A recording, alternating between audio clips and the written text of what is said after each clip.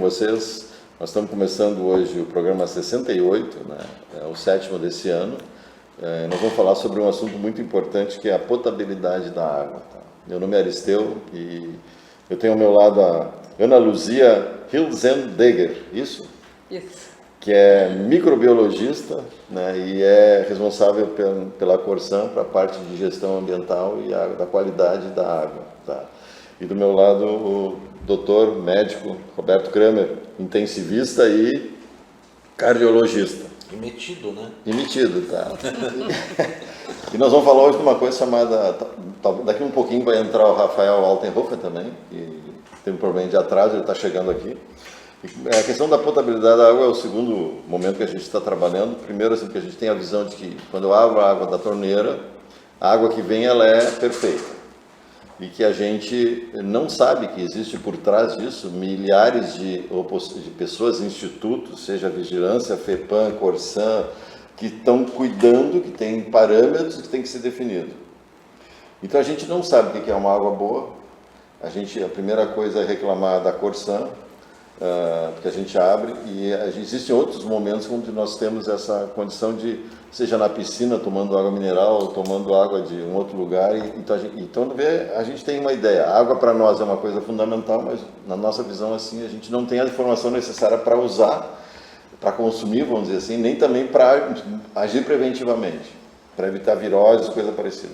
Então, nossa pergunta hoje é o que a gente precisa saber para entender, né, melhorar nossa saúde, nossa qualidade de vida, já que o nosso papel é que chegar ao 100, né? E tem que ter, não é chegar ao 100 entrevado, é chegar ao 100 bem, né? Então, assim, o que é uma água potável? Vou te chamar de doutora? Microbiologista, tu é doutora, né? Tem doutorado, tem um doutor, uma doutora, e eu sou apenas metido. O que é uma água potável, tá? Boa para o consumo humano. Bom, primeiro, bom dia, agradeço a oportunidade de estar representando a Corsan aqui. Nós gostamos muito de ter essa oportunidade de conversar com as pessoas, trazer os esclarecimentos. A educação ambiental é fundamental na nossa atividade. Em relação à água potável, a primeira diferença que tem que ficar muito clara é que a potabilidade não se dá por aquilo que eu vejo, né? Eu pego o copo d'água, ela parece transparente, não tem gosto, eu acho que a água é boa. Não é isso que define se a água é boa ou não. São uma série de testes químicos, bioquímicos, biológicos, determinados pela legislação, que trazem a segurança da água que a gente bebe. Então, a potabilidade ela é determinada por padrões técnicos e muito específicos definidos pela legislação, pelo Ministério da Saúde. Tá. Quais são os principais vilões, olhando o lado agora da saúde, né, que precisam fazer doenças que chegam no consultório, chegam no médico e são geradas por águas, seja potável ou águas não potáveis tratadas? Em primeiro lugar, bom dia, obrigado pelo convite, Aristeu, e demais componentes da mesa. Na condição de médico, né, as primeiras questões que sempre impactam é a qualidade da água em relação aos coliformes fecais, né, e também como objeto de um programa anterior, né, a sua balneabilidade, né, porque em cima disso a gente viveu, agora já estamos no outono, nós vivemos o espectro de um verão, onde nós éramos assolhados de informação a respeito de locais onde se podia fazer uso seguro de água, né, de fontes de recreação, né, e ao mesmo tempo das questões referentes à ingesta da água, né. É óbvio que muitos fatores envolvem a questão da qualidade da água.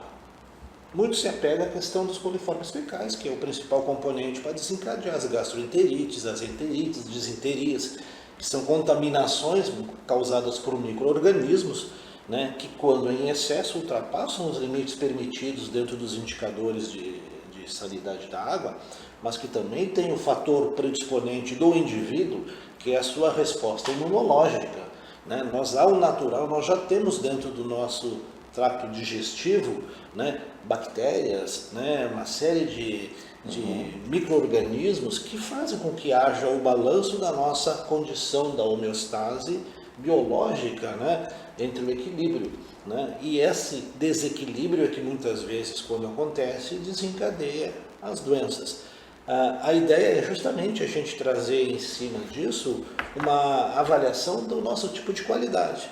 Nós vivemos um espectro da sociedade que é hoje a massificação do plástico, né? Vivemos isso há 20 anos atrás, né, com o advento da petroquímica, e graças a Deus que veio com muito progresso também, né? Porque antigamente a gente tinha, por exemplo, a garrafa de leite no vidrinho, né, onde era lavada às vezes de uma forma rudimentar. Surgiu o saquinho, depois a caixa, e hoje nós temos o advento da garrafinha d'água, né? Eu pergunto, quem tem coragem hoje de chegar, pegar um copo da torneira e tomar com qualidade e segurança?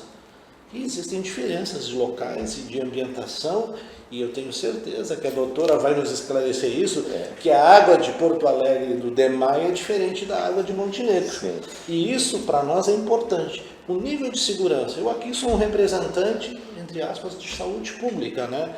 Da qual visualizo as questões referentes à doença, e graças a Deus, eu não tenho dado em si, mas pelo convívio, o nosso índice de infecções, de enterias dentro do município de Montenegro é muito bom. Mas não é só coliformes, né? Nós vivemos assim, dependendo do local, áreas de depósito de metais pesados, a petroquímica, né? Resíduos ambientais que muitas vezes chegam decorrentes também de ações de petroquímica, né? Lavouras e tudo mais, fertilizantes, tudo isso. Eu pergunto, podemos abrir a torneira e tomar uma água com segurança?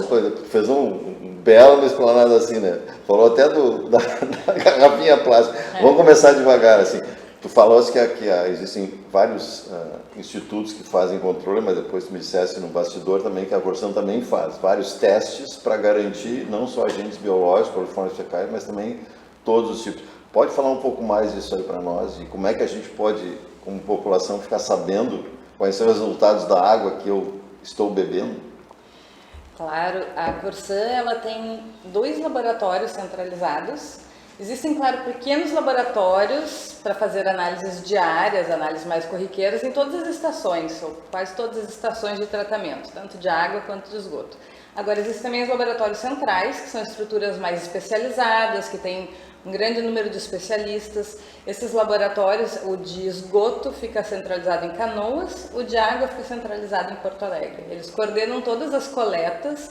Existe um número pré-definido, né, pelo Ministério da Saúde de coletas que têm que ser feitas tanto no manancial, no corpo hídrico, na estação de tratamento, na rede de distribuição, a gente chama ponta de rede, né, aquela torneirinha perto do hidrômetro na casa das pessoas, então tem coletas ali também, porque a gente precisa garantir que a água saia da estação de tratamento com padrão de qualidade e chegue na casa das pessoas com esse padrão de qualidade. Esses laboratórios, para que essas análises sejam válidas, eles precisam de todo um sistema de reconhecimento, acreditação. Então, existe uma norma internacional, a ISO 17025, que é a norma de qualidade para laboratórios. Para que a FEPAM reconheça nossos resultados, o nosso laboratório tem que ser acreditado pela ISO 17025. Então, é todo um sistema que envolve auditorias, né, envolve vistorias constantes, envolve a transparência dos dados. E daí, na conta de água, a gente coloca apenas alguns indicadores, né? No nosso site também tem alguns indicadores na área do cliente, na agência virtual, que são indicadores mais comuns, né? Então, a parte dos coliformes, que o doutor falou, que tem que estar ausente para a água ser distribuída, mas são feitas muitas análises além dessas. Sim, e como é que eu fico sabendo disso? Porque assim, tu me falaste, a gente faz, a gente garante, tá, mas eu sou meio São Tomé, eu quero saber qual é o que está chegando na minha casa, na minha rua, no meu condomínio, né? E a primeira coisa assim, isso aqui não chega num condomínio, não chega para o condômino, chega para o condomínio. A gente recebe uma continha dizendo, paga tanto de água e tal. Então, como é que eu, morador, posso... A questão é que isso aqui é que nem o servidor da internet, né? Ele chega e te dá até o modem. Do modem para dentro, depende da tua caixa d'água. Sem dúvida. Sem dúvida, mas sim, eu ainda estou no modem. Vamos trabalhar com... Como é que eu posso falar assim, a conta de água nos dá essa informação, tá? Mas como é que eu posso saber qual é o real? Não sei, passo para ti até esse... Assim, acho que a gente deveria ter uma orientação de como usar, como ler conta da informação da água. Aqui atrás da conta tem o significado sanitário dos padrões que tu vai verificar. Então, o que é a turbidez, o que é a cor, o que é o cloro residual livre. Aqui na frente, acabei de encontrar, os padrões de qualidade da água que saiu da estação de tratamento aqui de Montenegro para chegar nas residências. Então, está aqui o padrão e a média das análises feitas. Então, ausente para coliformes e Escherichia coli é fundamental. Sim. Então, eu posso olhar aqui a turbidez, está explicando atrás qual é o limite, padrão de qualidade 5 UTs, e está me dizendo aqui que o nosso está em 0,4. Então, está bem bom. Então, nós temos aqui um instrumento que pode ser usado diretamente, é só nós termos acesso. Atrás tem o padrão básico. E pelo que eu sinto, esses aqui são os principais que vocês trabalham. E se tiver algum outro, por exemplo, eu quero saber se tem chumbo na minha água, se tem alguma coisa de defensiva aí que eu quero ver. Mercúrio, chumbo. Como é que eu posso saber? O detalhamento dos padrões, ele é disponível a partir das leis de transparência no CISÁGUA, que é o sistema da vigilância em saúde, do Ministério da Saúde. Então, todos os resultados são colocados nesse sistema. Não é um sistema simples para a população em geral acessar, mas é um sistema disponível. Então, com alguma orientação, com algum acompanhamento, as pessoas podem também acessar. Agora, o importante que a gente tem que ter mais em mente é se a água está chegando na torneira, ela está chegando depois de passar por um controle rígido, por muita fiscalização, e ela está chegando com segurança. A gente tem que ter mais cuidado dentro de casa. A minha caixa d'água está sendo limpa com frequência, eu uso a garrafinha. É o depois do modem agora. É o depois Exatamente. do modem, chegamos lá. Então, quando a água chega, ela já chegou fiscalizada, padronizada, atendendo a norma legal. Agora, e se não estiver dentro, vocês fecham a torneira? Deve se fechar a torneira. Tá, quer dizer, quando eu tenho água, eu posso garantir que aquela água, quando eu abro, ela é boa. Sim, a água eu só tomo água da torneira. Apesar de eu ser atendida pelo vizinho, né? Eu estou em Porto Alegre, a gente em casa só toma água da torneira. Sabe que é uma coisa? Eu prefiro tomar água da torneira, mesmo às vezes que tem um gostinho meio de barro, que nem tem agora, assim, do que pegar uma garrafinha. Isso é objeto, muitas vezes, assim, falando não propriamente de Montenegro, mas em Porto Alegre, seguidas vezes, a gente vê comentários das pessoas como falando da turbidez da água, né? O acúmulo de ferro, algumas coisas referentes a alguns algas, coisas que fazem com que ocorra uma alteração da coloração. O fato dessa água ter um aspecto de turbidez não a torna muitas vezes ela não potável, né? E às vezes a classificação é água potável para consumo direto ou muitas vezes para questão de banho, balneabilidade propriamente dita, né? Montenegro, a nossa condição hoje está dentro dos parâmetros ideais, com toda a segurança que a população necessita para poder chegar na torneira e tomar, ou um filtrinho de vela, por mais rudimentar que seja, se impõe de alguma forma? Eu, como microbiologista, eu não sou muito favorável aos filtros. Nem o famoso filtro de barro antigo. Especialmente de barro antigo. Por quê? Porque existe mais manutenção. A água chega com o padrão que a gente chama de cloro residual livre. É aquele limite, aquele pouquinho de cloro que impede as bactérias de se proliferarem. Então, esse cloro residual livre na tubulação que chega até a nossa casa, ele está ali por uma razão muito importante, que é não permitir a proliferação de micro-organismos. No momento que eu boto uma água num filtro, eu posso retirar esse cloro. E se eu armazenar uma água depois de retirar esse cloro, ela pode não estar mais segura. Então, se a pessoa, às vezes, por uma questão de sabor, o filtro, às vezes, de carvão ativado tira um pouco do sabor do cloro, que eu não gosto. Se a pessoa tem uma preferência, quer usar o seu filtro, tem que ter muita atenção com a manutenção desse filtro. Mas o filtro, para mim, é mais para retirar a sujidade da água e não para retirar o cloro. Eu, por exemplo, eu uso num sítio que eu tenho, que tem água da fonte, então ali tem um filtro para poder tirar essa limpeza, mas não me preocupo com... Ali não tem cloro, né? Na fonte não tem cloro. Na flora não tem cloro. E pegando o cloro hoje em dia tem sido muito crucificado como se fosse um grande vilão. estão botando cloro aqui, estão colocando cloro ali, é muita fake para mim, né? No sentido de, isso é verdade que é muita fake, que o cloro não é tão nocivo assim, porque tudo hoje está sendo criticado por ter excesso de cloro. Eu sou do tempo que o cara, para entrar para um clube, para entrar na piscina, tinha que fazer o exame médico, né? Eu sei. Hoje em dia isso já ficou demodê, né? Já ouvi falar nisso. Já ouvi falar, mas eu sou da época que tinha que abrir os dedinhos. Já abriu os dedinhos, estava tudo certo. Sim, né? eu também. Hoje em dia a coisa virou de uma forma muito mais, digamos assim, flexibilizada, talvez até pela qualidade, pelos índices de tratamento de água, dos algicidas, as coisas todas. Né? E aí o cloro é nocivo dentro desses padrões aqui, que é 5, e aqui nós estamos nessa conta 1,32 de cloro livre, miligrama por litro, quer dizer, nós estamos super bem. Ótimo. Está ótimo. A diferença entre o veneno e o remédio é a dosagem. É a dose. O cloro é um grande avanço científico, um grande avanço para a saúde pública. Faz mais de 100 anos que se usa cloro em tratamento de água e isso realmente reduziu significativamente os números de infecções, né? Hepatites, infecções bacterianas. Realmente o cloro é muito importante. Eu brinco em casa, né? Cloro é vida, quero limpar tudo com cloro porque eu sei que vai garantir a segurança, né, de qualquer coisa, inclusive as garrafinhas. Então, se eu vou mandar uma garrafinha para as minhas filhas levarem para a escola, eu faço a desinfecção das garrafinhas com cloro também. Como é que se faz a desinfecção da garrafinha? Diluído em água. Em casa, se dilui uma colherinha numa garrafa. Geralmente, se tu comprar um produto específico, ele vai te dar orientação, né? Se eu for lavar vegetais, eu vou botar 2 colheres de sopa mas no litro. Agora da garrafinha, como é que chama?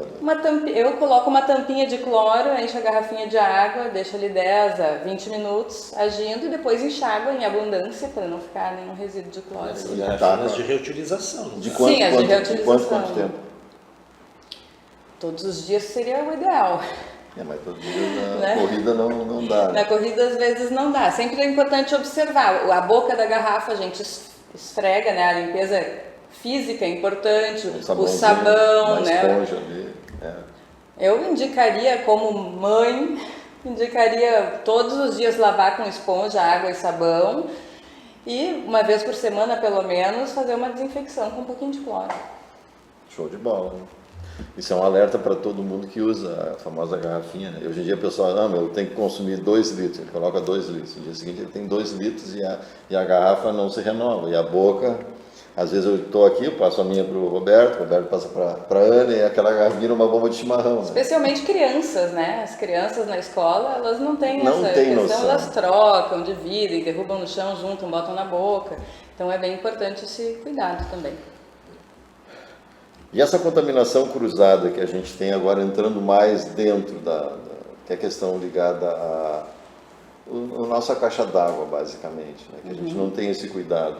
O condomínio, contrapartida, porque tem pessoas que fazem isso, mas na nossa caixa d'água a gente geralmente é relapso. Eu acho que as coisas passam também por uma questão de educação, né? Educação sanitária, né? Todo condomínio deveria, acho que pelo menos uma vez por ano, fazer uma higiene correta, adequada da sua caixa d'água. E muitas vezes o próprio cuidado da população referente às questões do seu esgoto, da forma de desprezar os seus produtos, né? Isso acho que é aspecto para uma discussão logo à frente, né? Como é que é a condição sanitária em termos de esgoto de Montenegro, mas eu acho que a população precisa, de alguma forma, se reeducar nas questões de uma utilização. Eu vou fazer um pequeno, se tu me permite aqui, um pequeno revival, assim, ó. Há 50 anos atrás eu residia em Uruguaiana, ela tem uma estação de tratamento de água da Corsã. E eu me lembro, com todos os nuances, foi feita uma visitação escolar a uma estação de tratamento da água, ou seja, mostrando como é que são os tanques de decantação, todo o processo. É um troço maravilhoso. Isso ainda é feito? Isso ainda é feito. A gente tem vários programas hoje na área social e um dos programas que eu mais gosto, assim, particularmente, é o de visitar as estações de tratamento de esgoto. De água é mais bonito, né, a questão de beber água, mas de esgoto é fundamental também, porque as crianças têm que entender que quando, né, puxam a descarga, aquilo vai para algum lugar. Em geral, por que as pessoas não gostam de obra de esgoto? porque vai abrir uma vala na frente da tua casa, tu vai ter que pagar uma tarifa e para ti aparentemente não mudou nada, né? Tu apertava a descarga, aquilo ia embora, tu aperta a descarga, aquilo continua indo embora, por que agora tu paga mais por isso, né? Isso é uma das dificuldades que a gente tem nessa questão de educar a população em relação à adesão, né, ao tratamento de esgoto, se ligar nas redes quando a rede passa, justamente por isso, a pessoa não conhece, não entende o que está nos bastidores desse problema. E levar a população a visitar as estações, a conhecer, fazer essas ações sociais é fundamental. Então tem uma equipe grande hoje na Corsã de social e o objetivo é aumentar sempre esses então, trabalhos. Assim, existe na rede social sim, mas eu pergunto assim, nós podemos fazer direto isso nas escolas, por exemplo, fazer programas de junção, eu estou provocando, né? Porque acho que vale a pena a Corsã ela se aproximar e das escolas, porque tem, geralmente os professores, os diretores e os próprios pais têm interesse nisso aqui. E as crianças, que nem tu falaste da tua visita escolar, visitar uma estação, é fantástico. Faz anos, né? É fantástico. Eu visitei o lixão no colégio. Tu vê como Sim, é uma coisa que eu acho que é assim, faz pouco tempo. Faz pouco tempo, né? eu lembro bem que faz pouco tempo também. A gente teve exatamente. uma gincana, eu acho que era a quinta série, uma gincana, quem recolhesse mais papel para reciclagem ganhava de presente por vencer a gincana uma visita ao lixão. Tá, mas assim, ó, a Corsã não poderia assumir, eu estou provocando, não estou querendo dizer a resposta sim, né? Estou falando, o Fábio está nos acompanhando aqui, e, assim, poderia fazer uma forma mais ativa de fazer, e principalmente tem a história da galinha que bota ovo, né? E canta, a Corsã tem que começar a cantar essas coisas que faz, porque se não aparece aqui, mas a gente faz, mas ninguém escuta. Isso é uma coisa que nos preocupa muito, eu falo como cidadão montenegrino, né? Montenegro a cada ano é vítima de enchente, inundação. Então o que chega lá no alto da onde ocorre o nascimento dos fluentes do rio Caí, a gente herda tudo aqui. Aqui é o estuário onde as coisas praticamente vão se disseminando. Já né? vamos falar nisso. E isso é uma coisa que preocupa, né? Porque assim, a gente vive numa região, graças a Deus, pujante do ponto de vista do cítrico, né? Então, assim, não é de achar que sejam ingênuos que não haja fertilização, adubo, né? As mesmas coisas. Mas me dá um segundinho, eu queria encerrar aquele assunto anterior que a gente... Tu é o dono do programa, tu assim, pode tudo. porque, assim, ó, a questão de fazer um programa com as escolas que pudesse visitar as estações de tratamento, as estações de esgoto também, importante para poder fazer. E principalmente eu quero voltar à ideia da caixa d'água. Química e biologia in situ, Tu né? já estava indo lá na enchente, que isso é quase o segundo programa que a gente vai tratar. Então, assim, essa questão de como que eu posso saber. Existe uma cartilha da Corsã, sei que hoje está tudo no celular, mas eu ainda sou da época que dá para uma criança um papel, uma cartilha pequena, ilustrada, ela vai olhar, vai ver as figurinhas, ela vai gravar. Não entra no aplicativo. Fazendo só um parênteses, tanto é que nos países mais desenvolvidos do mundo, a questão do virtual está sendo gradualmente jogado para o lado. Está vendo que nessa fase de 5, 10 anos de idade, as pessoas precisam do papel. Tá. A gente tem um programa chamado Portas Abertas. Então, todo diretor, coordenador pedagógico, a pessoa de escola pode entrar em contato com a unidade mais próxima da Corsã e buscar a participação neste programa chamado Portas Abertas, onde a gente recebe a comunidade, inclusive escolas. Deixa eu te cortar. Dizer que eu estou aberto, pode me chamar, não resolve. Eu acho que tem que ser proativo. Até levei a voz, desculpas. Mas na realidade, assim, porque eu acho que falta proatividade das companhias para, de fato, mostrarem a cara. Ficar esperando, mas ninguém me falou. Isso é a história do político, assim, eu não sabia. Mas é o dever dele se informar. Esse programa que atinge, através dos canais remotos, né, das plataformas digitais que a TV Mon oferece, pelo Facebook, pelo YouTube, é visto no mundo inteiro. Eu acho que o automarketing que a Corsã precisa não é uma questão de automarketing, é uma questão de transparência para fortalecer e dar segurança. A sociedade precisa saber o trabalho que está feito para poder chegar na torneira, abrir e tomar com segurança. Então, acho que esse é um ponto fundamental. Além do aspecto educacional, que eu acho que assim, cada vez mais, como tu falaste muito bem, nós vivemos momentos de virtualidade.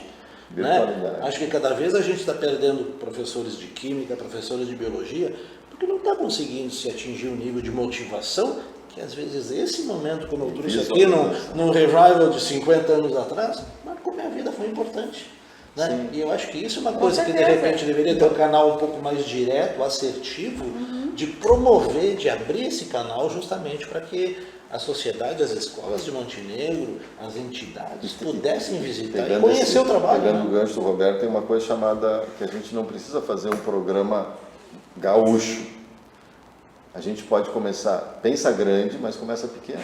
Vamos começar a fazer isso na cidade tal programa. Aquele outro programa tu faz uma ideia, não é um piloto, tu faz um processo embrionário ali. Deu certo, aumenta, não deu certo, tranca, faz outra coisa. Que a gente possa fazer, e eu acho que aí cada unidade, falando do Montenegro como unidade, não sei se é ou não, pudesse ter essa autonomia, mas assim, ser proativo, vai lá e bater ali nos colégios São José, falar com a diretora Manena, dizer, olha, eu gostaria de um espaço junto às crianças para fazer tal coisa, ou fazer um concurso que possa fazer.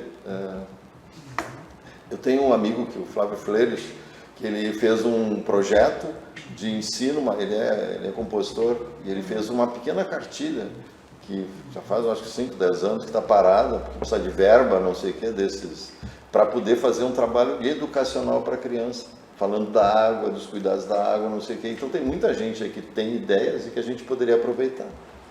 E não é, não vai sair 200 mil, não, é o mínimo necessário para poder imprimir. Essa é a minha visão, tá? Como é que tu vê isso aqui, Ana? Não, eu concordo. Tem direito a te defender ou contra-atacar? Não, de maneira alguma, nem defesa nem contra-ataque. É fundamental a educação ambiental. Tu já tumultuou aqui. Não, eu acho que é fundamental mesmo a educação ambiental. A gente vem trabalhando nessas frentes e sempre pode melhorar, né? Não há nada tão perfeito assim que não possa melhorar. A gente tem muitos programas, a gente hoje está na mídia, a gente está com a campanha Vilões do Esgoto, que é bem direcionada para as crianças. Achei muito bom. Né? Mas tem muito adulto que joga o papel. Eu canto também, mas tem muito adulto que joga o papel no vaso, que despeja o óleo, né, na pia da cozinha.